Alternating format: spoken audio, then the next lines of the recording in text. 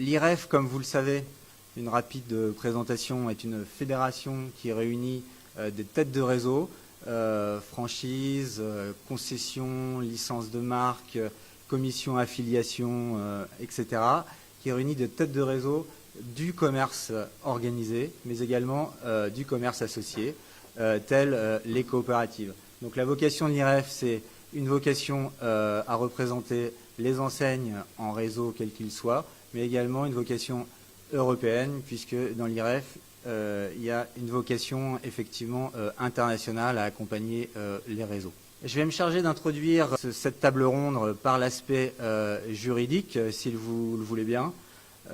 Ensuite, on abordera l'aspect plus opérationnel avec Dimo Software et Productis, et nous finirons avec l'aspect assurantiel et un petit mot de Mehdi Taleb de Franchise Direct. Sur l'aspect juridique, je voulais tout d'abord me servir de l'actualité pour démarrer et vous livrer une réflexion sur, en tout cas un rapide commentaire sur la décision Google qui vient d'être rendue par la CNIL le 21 janvier dernier, donc c'est tout récent. Vous le savez, Google a été sanctionné à hauteur de 50 millions d'euros d'amende, puisqu'il s'agit d'une amende, pour avoir enfreint les règles du RGPD. Et c'est la première fois, il me semble, que le RGPD est applicable. Il y a eu d'autres sanctions, évidemment, rendues par la CNIL sur le fondement de la loi informatique et liberté, mais sur le fondement du RGPD lui-même, c'est la première décision qui est rendue, donc très intéressante. Sur quoi se fonde la décision ? Nous sommes dans un contexte de téléphone mobile portable Android qui fonctionne avec le logiciel, le système d'exploitation de Google. Et il s'agit des données personnelles rentrées par les futurs adhérents pour se connecter à ce système d'exploitation. Que dit la CNIL ? La CNIL, pour sanctionner Google, va identifier deux manquements à deux obligations qui sont fondamentales, à deux obligations issues du RGPD fondamentales. Le premier manquement, c'est un manquement aux obligations de transparence et d'information. Et le second manquement, c'est un manquement à l'obligation de disposer d'une base légale pour les traitements de personnalisation de la publicité. Alors, manquement aux obligations de transparence et d'information, il s'agit des obligations fondamentales issues du RGPD. C'est l'article 12 du RGPD qui nous les enseigne. En fait, les informations qu'un responsable de traitement doit diffuser auprès des personnes concernées par les données personnelles doivent être claires, identifiées, doivent être accessibles, clair et parfaitement compréhensible. Or, en l'espèce, dans la décision de Google, la CNIL a constaté que les informations étaient totalement éparpillées dans des documents juridiques divers. Par exemple, en premier lieu, on a le formulaire d'accessibilité. Ensuite, on a la charte de confidentialité, donc pour le respect justement des obligations au titre du RGPD, mais également on a les conditions générales d'utilisation. Et ce qui a particulièrement marqué la CNIL, c'est qu'il fallait, au fur et à mesure des informations qu'on identifiait, dérouler différentes options pour arriver aux informations qui nous concernent. Donc en fait, un cheminement, un process extrêmement compliqué qui ne permet pas finalement à un consommateur moyen d'accéder à ces données pourtant importantes. Donc la première sanction, elle est sur ce fondement, manquement aux obligations de transparence et d'information. Le deuxième fondement, manquement à l'obligation de disposer d'une base légale pour les traitements de personnalisation de la publicité, parce que vous savez que Google utilise un certain nombre de ses services comme Google Play, comme YouTube, etc., pour identifier des données personnelles afin de publicité personnalisée. C'est-à-dire qu'on va utiliser ces données pour identifier les habitudes des gens afin de les cibler. Et je vois Mehdi Taleb qui sourit parce qu'il doit connaître cette problématique. on identifie les problèmes, les habitudes des gens afin de leur communiquer, de les cibler en publicité.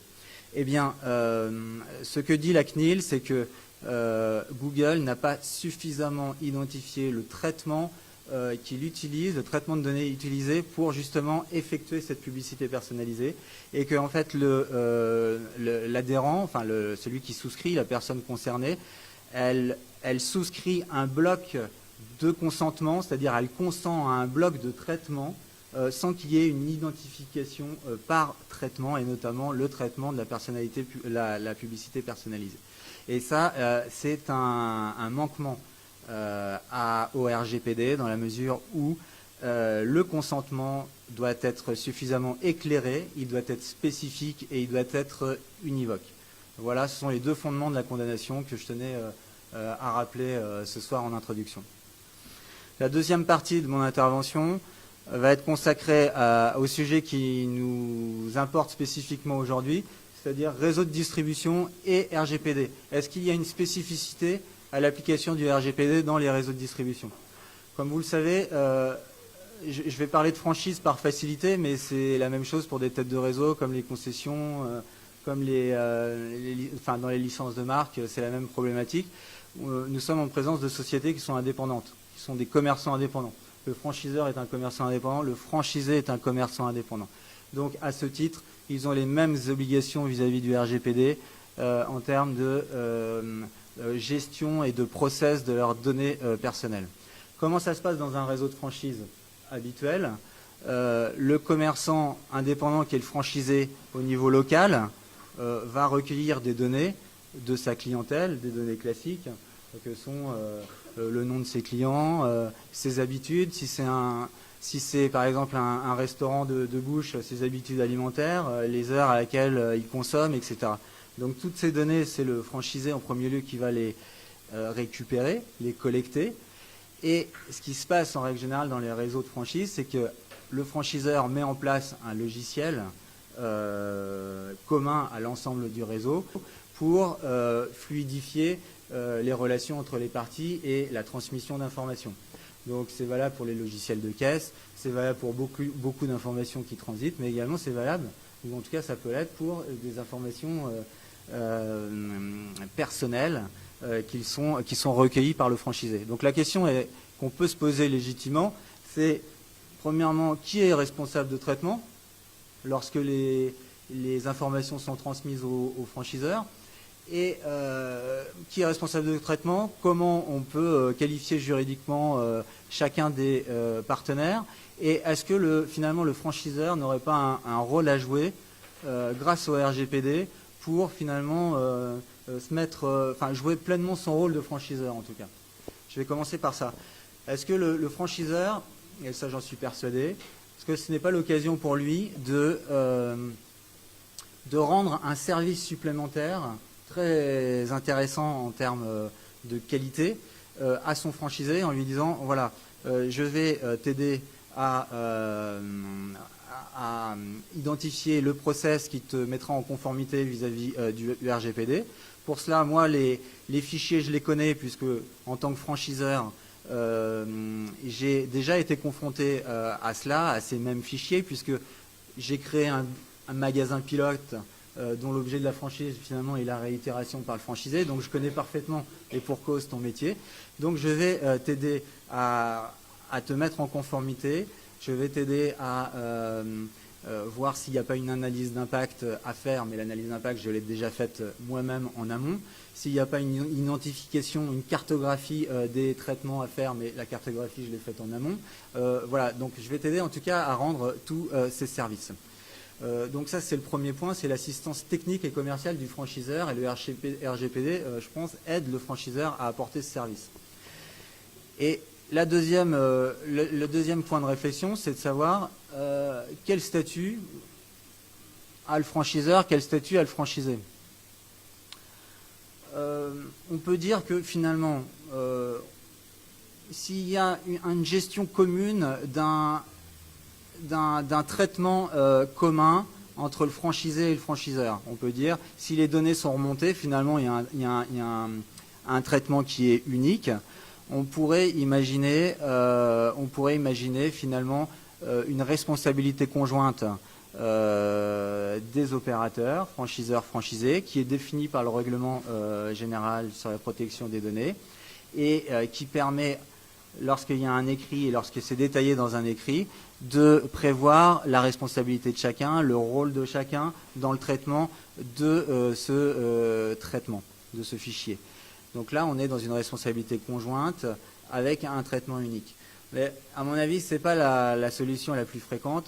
Moi, je pense sur une deuxième solution, une deuxième qualification juridique, que serait la sous-traitance, en fait. Je pense que le fichier, il appartient en tant que tel au franchisé, puisque c'est lui qui recueille les données, et en les transmettant au franchiseur, il est assez logique qu'il lui demande d'intervenir pour son compte en ce qui concerne la gestion de ces données. Donc la gestion au niveau conformité au règlement, on l'a vu tout à l'heure, mais ça va bien au-delà. Ça peut être aussi la gestion au niveau marketing, c'est-à-dire confier par exemple au franchiseur cette possibilité de faire de la communication au nom du réseau avec les données du franchisé. Donc ça peut être la possibilité de faire des emailing, faire du e-marketing avec ces données-là. Donc là, le statut juridique qui est défini par le règlement, c'est le franchisé et le responsable de traitement et il confie au franchiseur ce rôle de sous-traitant. En fait, c'est un peu une conception inversée par rapport à une approche naturelle qu'on pourrait avoir, mais je pense que c'est la meilleure qualification juridique qu'on pourrait donner. Et l'intérêt, bien évidemment, compris de tous, est d'une part de décharger le franchisé de l'organisation du RGPD et de la mise en conformité au RGPD, mais également pour le franchiseur de disposer d'un certain nombre de données qui vont lui permettre de faire de la communication réseau. Voilà. En conclusion, ce que je tenais à dire, c'est que cette formalisation doit être faite obligatoirement dans un contrat, le règlement l'impose. S'il s'agit de sous-traitance ou s'il s'agit de responsabilité conjointe, un écrit doit être rédigé. Et bien évidemment, à mon sens, l'écrit naturel de formalisation, ça me paraît être le contrat de franchise. Donc j'invite les franchiseurs, en tout cas ceux qui ne l'ont pas fait en tout cas, à prévoir dans leur contrat de franchise un avenant à leur contrat pour justement bien matérialiser cette transmission de données au sein du réseau et bien matérialiser le statut de chacun des membres. Voilà le conseil que je pourrais donner ce soir. Oui, bonsoir.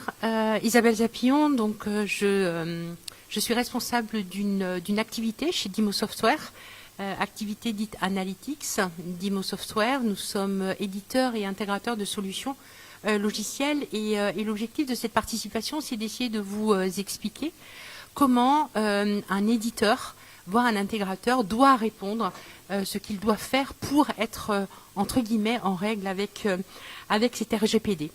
Alors un éditeur, il va être, comme vous le disiez très justement tout à l'heure, il va devoir assurer à différentes obligations. Il a au niveau de ses logiciels une obligation de portabilité des données.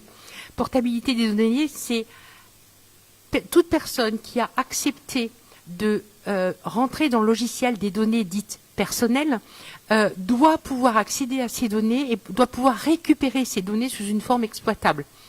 Un fichier Excel, une donnée exploitable. Un deuxième élément auquel l'éditeur doit faire attention, c'est la gestion des consentements. Lorsque vous, utilisateur, vous dites « je suis d'accord de rentrer telle donnée dans le logiciel », l'éditeur, au niveau de son logiciel, a obligation d'attester de ce consentement, a obligation de stocker ce consentement et surtout de retirer ce consentement quand l'utilisateur demande à supprimer sa donnée. Bien sûr, doit permettre aux sociétés d'accéder aux données, de pouvoir les modifier, doit accepter de permettre d'un point de vue logiciel à la suppression des données. À un moment, on décide que cette donnée ne doit plus apparaître, ou aussi permettre la diffusion ou l'information de cette donnée. Qu'est-ce qu'on va en faire? Ça, c'est très très important. Il faut que chacun puisse savoir ce que l'on va faire de sa donnée dite personnelle. Alors chez DIMO, on a travaillé depuis de longues années pour que l'ensemble de nos solutions soient compatibles RGPD. Alors au niveau de DIMO, nous sommes éditeurs de différentes solutions, de solutions plutôt orientées gestion de la maintenance, de solutions de gestion de notes de frais, de demande de voyage, de solutions de gestion de la relation client, CRM, de solutions orientées plutôt finance, de solutions orientées personnelles. Par exemple, lorsque l'on fait une demande de congé, avoir tout le workflow d'approbation de la demande de congé, de solutions de dématérialisation et de solutions analytics de traitement de la donnée. Et je voudrais prendre 2 ou 3 exemples pour vous expliquer comment on a rendu cette RGPD, ce compatible RGPD, dans des solutions. Donc je ne vais pas rentrer dans la technique, c'est pas l'objet, mais prenons avec notre solution Nautilus la demande des voyages et des notes de frais et la gestion des notes de frais. Lorsque j'ai fait ma demande pour venir ici à Paris ce soir, j'ai fait dans notre logiciel une demande de voyage, un TGV de Lyon à Paris. Puis ce soir, je vais dormir à l'hôtel, je vais saisir des frais de déplacement pour un remboursement. En fait, avec ça, on va voir une partie de ma vie professionnelle, mais aussi une partie de ma vie privée. Où est-ce que j'ai dormi, dans quel hôtel ce soir? J'ai accepté que ces données soient intégrées dans le logiciel. Par contre, d'un point de vue technique, ces données sont complètement codées. C'est-à-dire que ce n'est pas techniquement Isabelle Zapillon qui a dormi dans tel hôtel tel soir. C'est un numéro, un code qui correspond finalement à mon pédigré, qui va être intégré dans cette base de données de façon à vraiment gérer complètement la confidentialité. Un deuxième exemple au niveau de notre logiciel de gestion de la relation client. Dedans, il y a des noms de société, il y a des noms de contacts, il y a des adresses mail. Et on est très très vigilant sur le fait de ne pas utiliser ces adresses mail dès l'instant où on ne nous autorise plus à les utiliser. Et là aussi, un certain nombre de données sont codées techniquement et il faut vraiment connaître les règles de gestion pour aller les décoder. Ce que l'on a fait aussi au niveau de la CRM, c'est que voilà, je vous parlais de ces données, mail, téléphone, etc. Et on a rajouté un certain nombre de données libres d'accès. Et c'est notre client qui va nous dire, ces données-là, je veux qu'elles soient cryptées, qu'elles soient en RGPD compliance, finalement. Et donc, très orienté utilisateur, on va dire, ben voilà, il y a des données de base, nom, adresse, téléphone, mais il y a un certain nombre de données où on veut une certaine confidentialité. Et nous, bien sûr, au niveau de la gestion des données, au niveau de DIMO, on va traiter n'importe quelle donnée. Je discutais hier avec une société qui veut traiter et analyser des données d'essais cliniques. Eh bien là, la RGPD, elle a tout son sens. Et les outils qu'on met à disposition sont justement des outils qui vont permettre de anonymiser toutes les données dites personnelles, en fait. Donc, les éditeurs ont été très respectueux de cette loi. De toute façon, s'ils ne sont pas respectueux, ils ne sont pas en règle et ça peut leur coûter très très cher. Vous donniez un exemple tout à l'heure avec Google, il n'y a pas exemple plus parlant.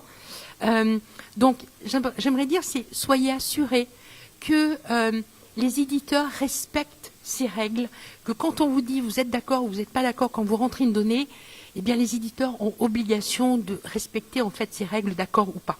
Donc, il y a un principe qui est suivi par l'ensemble des éditeurs et auquel on doit juste avoir confiance. Alors oui, il y a quelques exceptions, mais en règle générale, on fait notre boulot, quoi. Voilà ce que j'avais à indiquer ce soir sur la RGPD dans le monde des éditeurs. Oui, bonsoir. Je suis Frédéric Lenné du cabinet Productis. Alors en 2 mots, Productis, qui sommes-nous ? Nous sommes une société de services et notre métier, c'est d'accompagner les entreprises dans leur développement commercial. Toutes les problématiques commerciales nous intéressent en premier chef et nous avons résumé ça par un slogan qui est « Libérer votre potentiel commercial ». Alors, pourquoi nous sommes là aujourd'hui parmi vous ? C'est pour compléter de manière assez naturelle d'abord l'aspect juridique, ensuite, j'ai envie de dire, l'aspect technique matérialisé par le CRM, puisque là, on va parler plus particulièrement de relations commerciales entre l'entreprise et le consommateur. Et donc, qu'est-ce que je fais de cette contrainte et comment, finalement, on pourrait transformer ce qui est d'abord vécu comme une contrainte plutôt comme une opportunité. Et en clair, permettre enfin de passer d'une logique commerciale qui était plutôt marketing de masse, c'est-à-dire j'ai de la donnée et puis je communique avec mes clients de manière très très large, de manière vraiment très importante, à plutôt un marketing relationnel. Et la RGPD, d'une certaine manière, nous y invite de manière très, très ferme, très obligatoire, très juridique. Et du coup, comment les services commerciaux doivent prendre en compte ce changement et l'intégrer dans la relation avec les clients. Et en fait, tout l'enjeu, c'est la relation avec le client. Comment, aujourd'hui, je vais intégrer cette nouvelle contrainte pour m'en servir à bon escient. Et l'outil de CRM dont nous a parlé rapidement Isabelle est évidemment l'outil qui doit permettre aux commerciaux de pouvoir gérer cette information en respectant le cadre légal, mais en le traitant de la manière la plus pertinente possible. Et là, on est confronté à un paradigme qui fait que jusqu'à présent, les commerciaux sont les propriétaires de leurs clients. On entend toujours un commercial parler de son client. Et là, aujourd'hui, il est d'une certaine manière confronté au fait qu'il n'est pas propriétaire de son client, il a une relation privilégiée, mais il doit être désormais très vigilant sur l'utilisation qu'il va faire de ces données avec le CRM en particulier. D'autant plus que dans les entreprises, et là je suis plutôt dans le B2B, nous savons que, on en avait parlé tout à l'heure avec Isabelle, c'est que même si l'entreprise équipe ses services commerciaux d'un outil de CRM, on n'est pas à l'abri que les uns comme les autres aient leurs propres outils complémentaires, leurs fichiers Excel, etc., etc. Et donc, je vais avoir de la donnée qui circule dans un canal, j'ai envie de dire, officiel, et là qui sera maîtrisé par l'entreprise, mais je risque aussi d'avoir un canal officieux, si je puis dire, dans lequel j'ai encore de l'information qui est traitée et qui peut être utilisée par les commerciaux. Donc en clair, ça veut dire qu'on doit, et là c'est certainement le rôle du management commercial, sensibiliser de manière opérationnelle les commerciaux sur le bien fondé et la manière de traiter ces données pour respecter, encore une fois, ce cadre juridique. Mais également de s'en servir, je le disais tout à l'heure, à bon escient, c'est-à-dire comment je vais faire pour que ces données me servent dans ma relation avec le client. Et donc être enfin dans ce qu'on appelle la relation one-to-one, c'est-à-dire vraiment, je sais ce que tu veux, je sais ce que tu consommes, et je vais aller vers toi pour t'apporter ce qui te correspond et ce que tu as en droit d'attendre, en respectant, encore une fois, ce cadre juridique. Et là, il va y avoir un autre élément à prendre en compte, c'est la dimension marketing. Jean-Philippe en a parlé tout à l'heure, à savoir que c'est souvent dans l'entreprise le marketing qui va manipuler ces données, qui les prend, qui les utilise, qui les crunch, qui en fait ce qu'il faut pour comprendre, anticiper, etc., etc. Et donc là, il doit y avoir, de manière beaucoup plus fine, une relation qui est faite entre le marketing et le commerce, justement pour que, conjointement, les données reçues par les uns et par les autres, et on peut faire le parallèle avec le franchiseur et le franchisé d'une certaine manière, chacun va avoir des données, comment je les mets en commun, comment je les partage en respectant ce cadre légal, mais encore une fois en tirant un bénéfice pour moi et évidemment pour le client. Donc il y a une vraie opportunité à mettre en place, encore une fois, cette contrainte et de la transformer en avantage commercial pour l'entreprise au bénéfice de ses clients. Il y a un troisième point que je voudrais aborder, c'est la problématique de l'omnicanal. Aujourd'hui, toutes les entreprises échangent et communiquent avec leurs clients, alors soit de manière physique, dans des points de vente, mais également par de l'emailing, également par des outils, également par toute une série de canaux, directs ou indirects. Et donc, c'est de prendre en compte commercialement cette problématique omnicanal, où là aussi, j'ai une information qui peut rentrer par un certain canal et ressortir par un autre. Comment je matche ces données et comment je m'assure qu'à chaque fois, j'ai bien respecté les contraintes que m'appose le RGPD. Et enfin, pour terminer sur cet aspect commercial, et pour être plus dans le sujet que sont les réseaux de commerce indépendants, en fait, on se rend compte, et on l'a peut-être de manière encore plus flagrante aujourd'hui, que la vraie valeur, ou la première valeur, c'est l'information que j'ai avec mon client et la relation que j'ai avec mon client. Jean-Philippe en a parlé tout à l'heure, c'est-à-dire que le franchiseur et le franchisé, qui a l'information, qui la partage avec qui la possède. Effectivement, on peut imaginer que le franchisé peut bénéficier de la technique et des moyens du franchiseur pour communiquer avec les clients. Mais d'une certaine manière, moi qui suis franchisé, c'est moi qui, quelque part, entretiens la relation, la fait vivre, et donc je suis aussi, d'une certaine manière, propriétaire de cette relation avec le client. Et donc, au-delà de l'aspect contractuel qui est indispensable, il y a certainement une vraie réflexion commerciale pour non seulement respecter les règles du RGPD, mais également savoir les optimiser commercialement et faire en sorte que ce partage de la valeur de l'information que j'ai sur mon client, et qui est de plus en plus dense, elle soit pertinemment et de manière cohérente échangée entre le franchiseur et le franchisé, entre les deux, au bénéfice, encore une fois, du franchiseur comme du franchisé. J'ai bien aimé ce que vous disiez sur le fait que les commerciaux ont leur propre fichier qu'ils ont en magasin. Quand on va chez Darty, ils sortent leur fichier Excel alors que ça n'a rien à voir avec la politique maison. Ça, c'est effectivement un vrai problème parce que c'est de la responsabilité de l'entreprise, donc de l'employeur. Mais c'est aussi pour cela qu'a été mis en place le RGPD puisque, comme vous le savez, pour être conforme au RGPD, il faut faire une cartographie des traitements, également décrire tous les traitements qui existent dans le cadre d'un registre de traitement. Et en fait, c'est le travail de l'entreprise ou du conseil qui va aider l'entreprise à se mettre en conformité, d'identifier la totalité des traitements existants. Donc ça veut dire, dans le cas d'une entreprise qui fait de la vente directement aux consommateurs, d'aller fouiller les ordinateurs des commerciaux pour savoir où sont. Mais ça pose peut-être d'autres problèmes de confidentialité. Est-ce qu'il y a des signatures de pacte avec des salariés qui doivent être faites? Est-ce qu'il y a des règles sur ces formes-là? Il peut y avoir effectivement des chartes de l'entreprise signées avec les représentants ou sans les représentants par chacun des salariés qui prennent en compte effectivement le process RGPD et le respect du process en fait.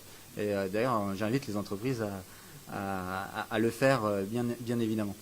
Et là, je rebondis également sur la propriété des données, puisque vous parliez du fait que le franchisé est propriétaire de ces données. Donc, je pense qu'il faut faire une petite différence entre les données personnelles et les données en règle générale, puisque toutes les données, toutes les datas ne sont pas forcément des données personnelles. Donc, dans le cas du RGPD, bien évidemment, c'est une vérité d'évidence, mais quelquefois, il faut les rappeler. Dans le cas du RGPD, on est dans des données personnelles, donc qui permettent d'identifier une personne physique. Donc, deux réflexions. Un commerçant qui est indépendant, il est propriétaire de sa clientèle. Le franchisé, commerçant indépendant, est propriétaire de sa clientèle. Ça, c'est une jurisprudence qui est établie depuis très longtemps et qui n'est pas remise en cause aujourd'hui. Néanmoins, le flux de données qui remonte vers le franchiseur va faire qu'un certain nombre de questions va se poser, et notamment la question de je dirais pas de la copropriété, mais de la cotraitance. La cotraitance des données, et qui amène un statut juridique particulier. Et je pense qu'en poussant la réflexion plus loin, on peut même parler de copropriété, mais non pas de données, mais de base de données. Je m'explique. Le franchiseur qui récupère les données, il peut très bien construire lui-même sa propre base de données, qui va être distincte de la base de données, en tout cas des données du franchisé, parce qu'elles seront issues de l'ensemble de son réseau, et il va construire des critères d'identification particuliers. Et cela, la loi, le Code de la propriété intellectuelle, protège de façon spécifique ces constructions de bases de données par une protection qu'on appelle sui generis, et le franchiseur, dans ce cas-là, a la qualité de producteur de bases de données, qui, encore une fois, est distincte des données des franchisés parce que la construction est différente, les critères de construction sont différents et les données ne sont pas les mêmes. Donc vous voyez les questions qu'on doit se poser avec ce flux d'informations qui remonte vers le franchiseur. on en revient finalement à la réflexion que j'avais au départ, c'est comment on construit la répartition des responsabilités entre franchisés et franchiseurs, quel statut juridique a chacun d'entre eux, est-ce qu'il est co-responsable ou responsable conjoint, est-ce qu'il est sous-traitant. Le règlement prévoit des statuts particuliers pour ces deux statuts, mais en résumé et en synthèse, et les statuts sont assez communs là-dessus, en fait, les parties vont définir eux-mêmes leur degré de responsabilité en fonction des services qu'ils doivent rendre. Et le règlement impose que par écrit, les parties explicitent exactement ce qu'ils s'engagent à faire dans le traitement de la donnée, d'accord ? Et on peut en déduire assez naturellement que le curseur de la responsabilité va être inféré en tout cas s'infère plutôt, du degré de responsabilité qui a été écrit par les parties dans leur contrat. Alors si tout va bien, vous n'avez pas besoin de moi parce qu'on vous a donné les meilleurs conseils juridiques, vous avez une bonne base de données et normalement ça devrait bien se passer. Dans la vraie vie, malheureusement, ça ne se passe pas toujours comme ça et c'est pour ça qu'il y a des assureurs, c'est pour ça qu'il y a des courtiers. Et Verlingue est un courtier en assurance très présent dans le monde du retail et nous accompagnons un certain nombre de franchiseurs pour aller leur permettre de se développer durablement, même lorsque le risque survient. L'assurance, c'est quoi? Vous avez deux grandes catégories d'assurance. Vous avez l'assurance de dommages, vous avez l'assurance de responsabilité. On a beaucoup parlé de responsabilité ici, et c'est bien le champ dans lequel, aujourd'hui, les assureurs sont très ennuyés. Donc nous, en tant que courtier, on travaille avec l'ensemble des acteurs du marché, et ces acteurs du marché sont en train de se poser beaucoup de questions. Il n'y a pas très longtemps, on vous a beaucoup parlé de cyber risk, on vous a parlé de malware, on vous a parlé de virus, on vous a parlé de plein de choses. Et des solutions sont arrivées pour couvrir ces nouveaux risques. Et lorsque on s'est rendu compte que ces risques devaient être couverts, le premier sujet, c'était de se dire, finalement, c'est de l'informatique, c'est du bruit de machine, ah ouais, mais il y a du patrimoine informationnel derrière, ah ouais, du coup, c'est peut-être de la responsabilité.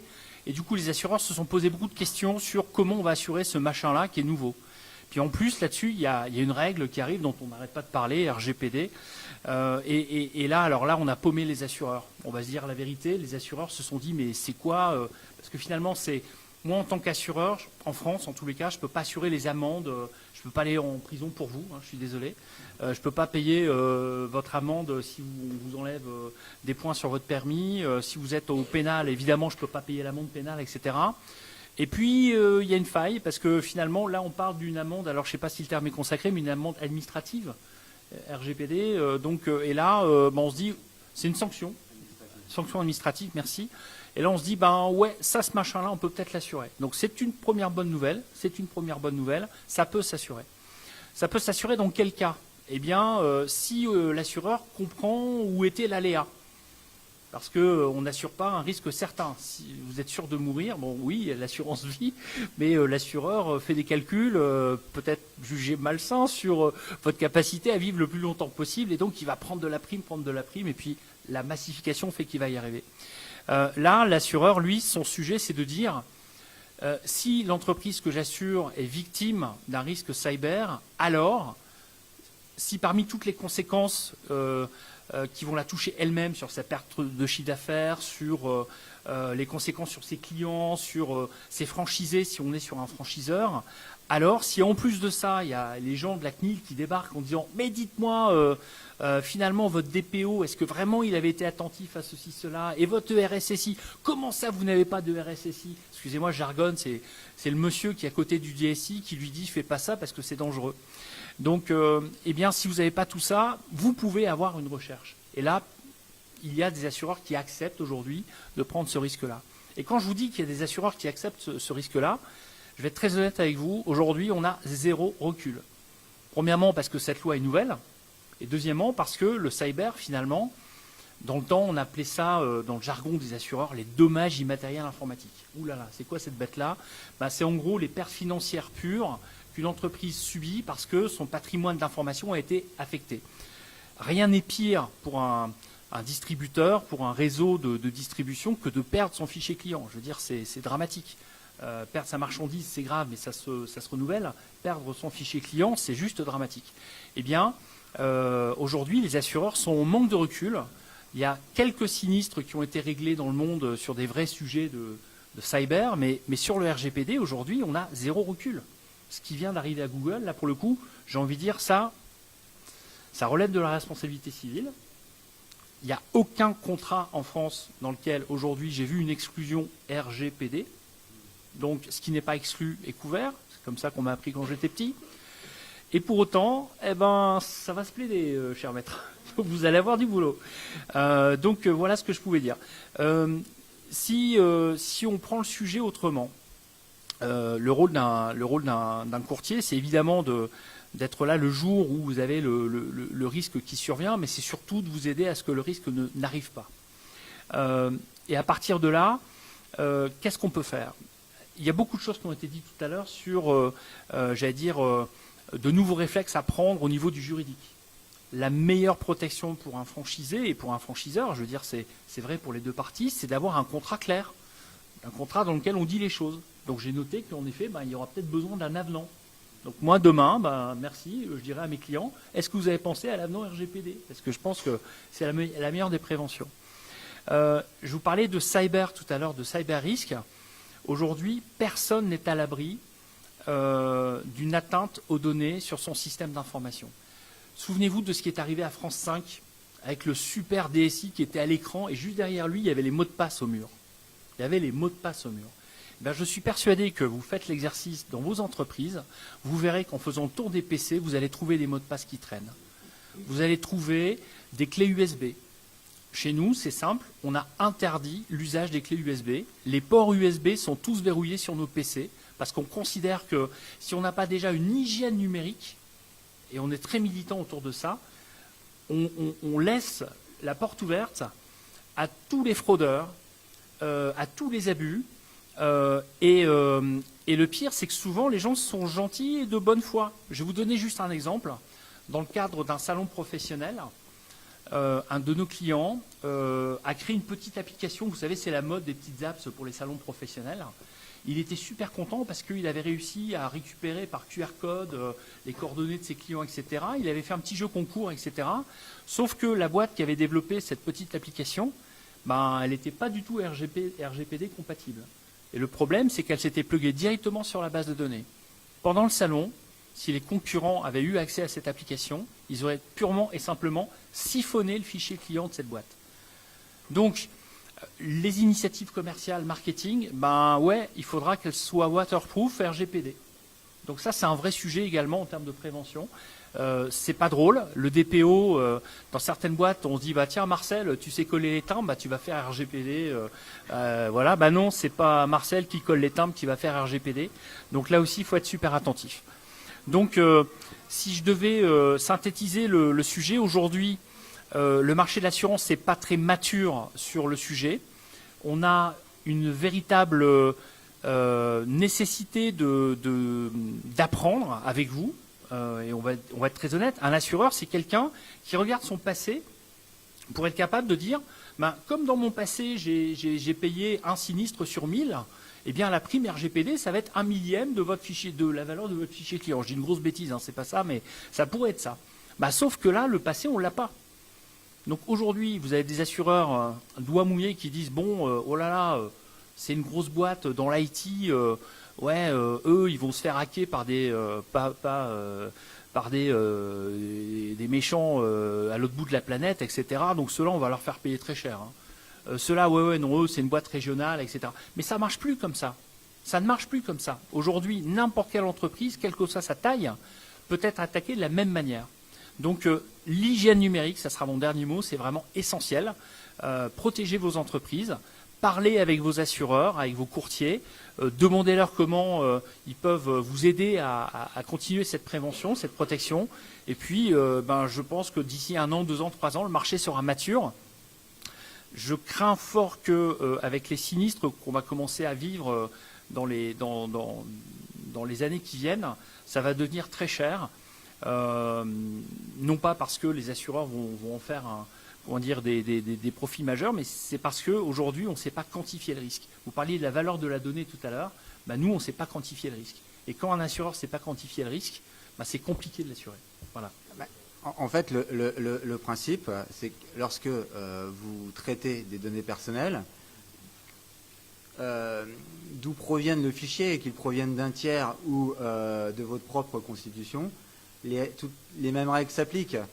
La personne concernée doit être informée des données qui sont utilisées, de la finalité du traitement et des éventuels transferts de données. Donc, si toutes ces étapes n'ont pas été faites correctement, il y aura une chaîne de responsabilité qui va se mettre en jeu.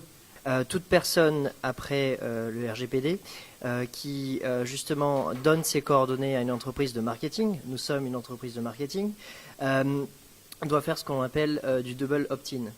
Donc normalement, il doit vraiment, avant de soumettre ses coordonnées, il y a plusieurs moyens de le faire, mais normalement c'est une petite case qui est cochée et qui dit oui, je suis d'accord de donner mes données.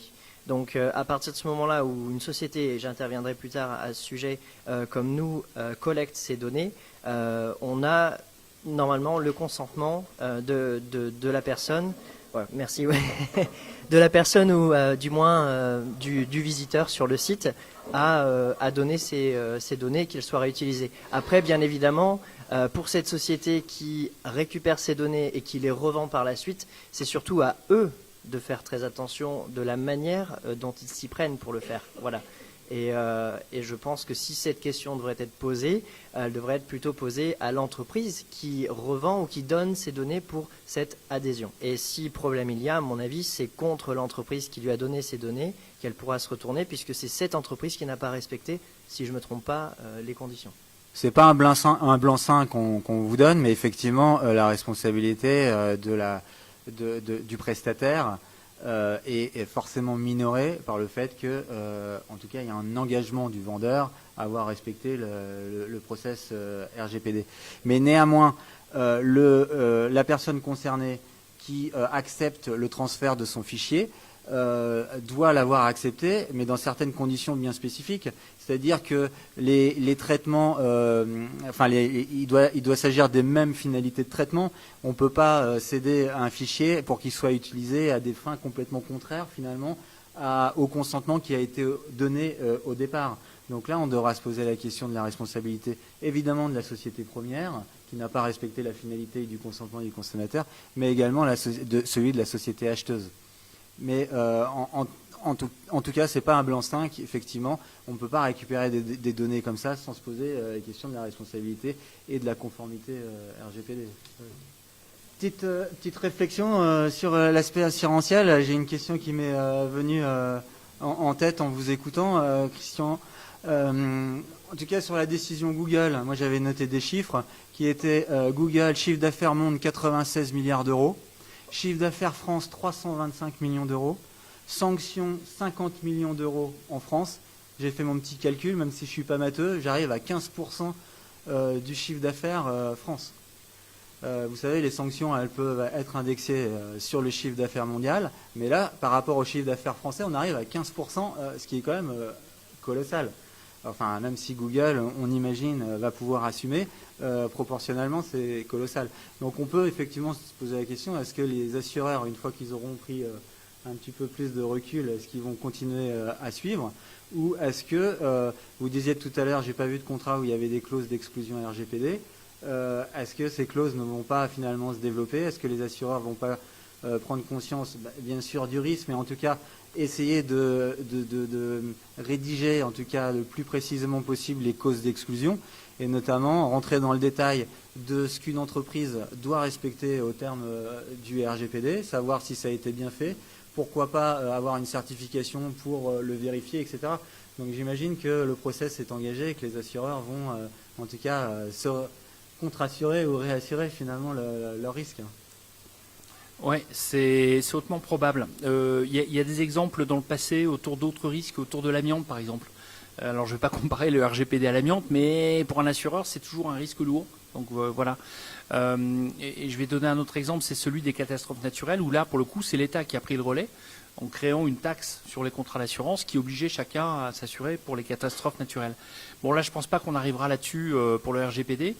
Je pencherai plutôt sur ce que vous disiez tout à l'heure, à savoir que les assureurs vont essayer de se rassurer vont tenter d'avoir plus d'éléments sur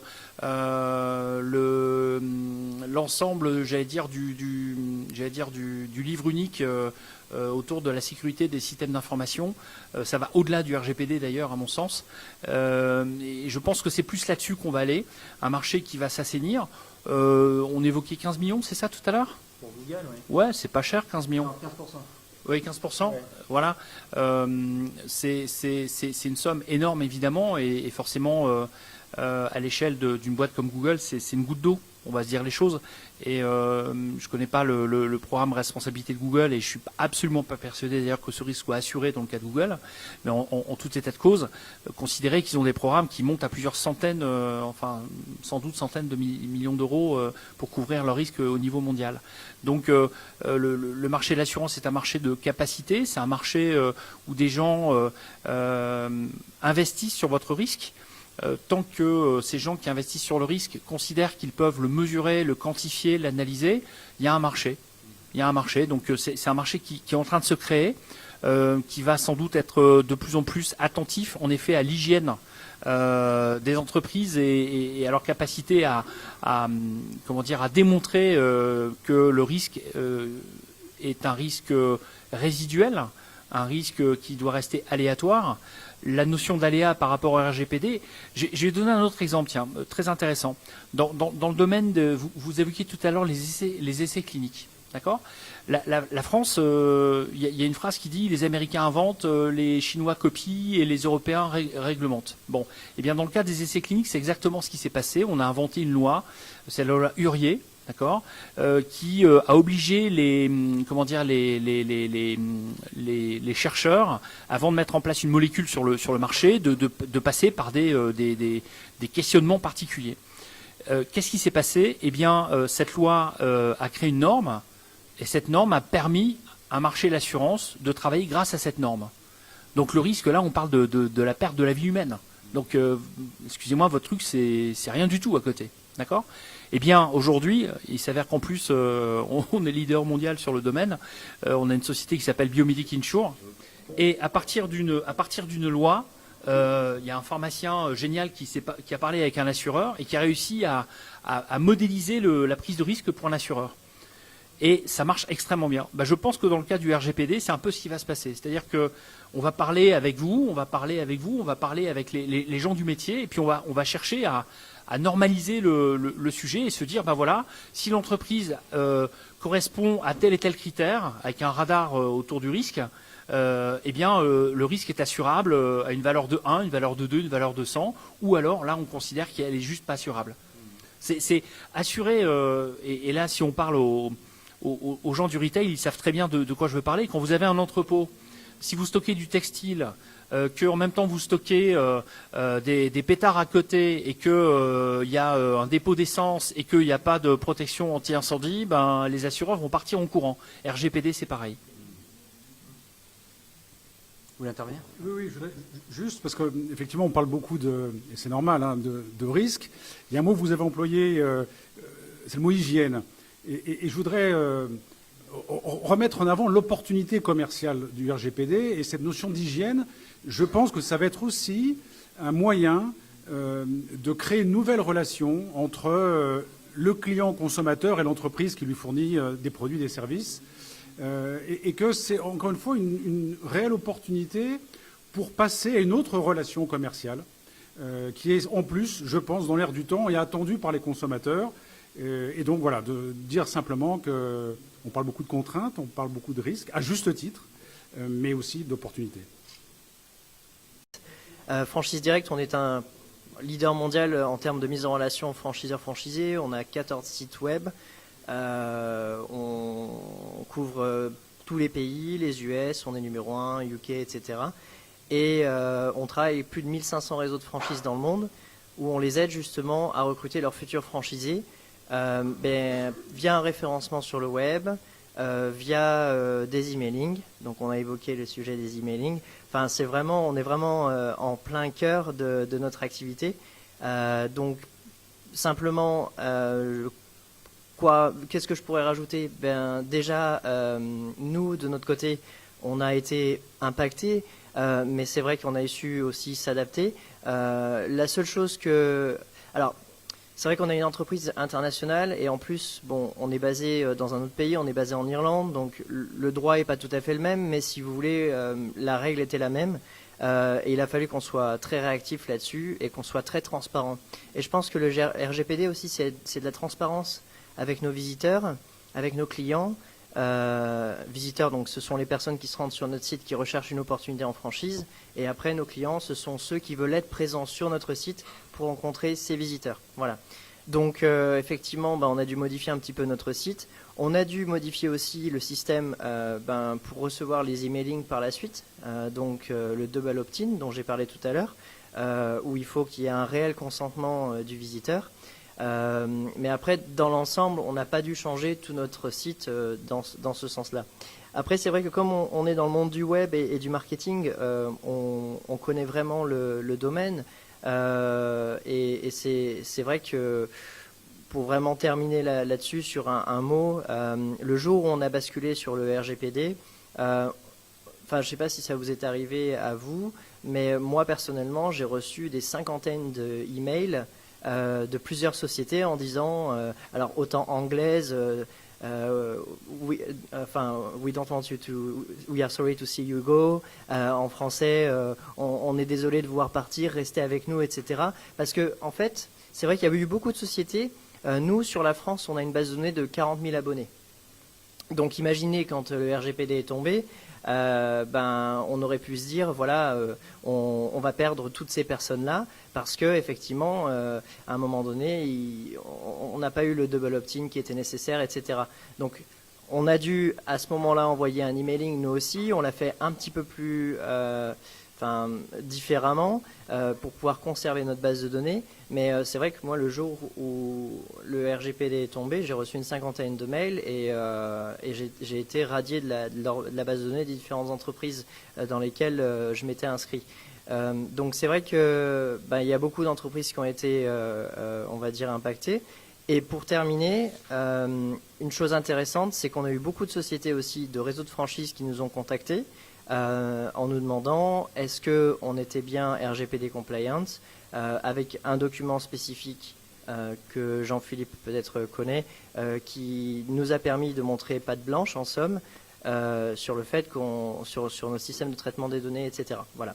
Les organismes certificateurs, je pense qu'ils ont un bel avenir devant eux parce que en fait, ça va être un recours finalement assez évident pour se dire que telle entreprise est en règle et qu'on peut commercer avec elle. Je pense que ça va être le meilleur moyen à l'avenir de fluidifier les relations entre les entreprises. Je voulais remercier tous les intervenants de leur participation pour ce débat très intéressant. Et je vous donne rendez-vous pour le prochain Afterwork de l'IREF qui se déroulera début avril. Nous lançons les Afterwork de l'IREF à une fréquence régulière d'à peu près une fois tous les 2 mois. Et il s'agissait de la première et je pense que le sujet était intéressant. Merci et bonne soirée.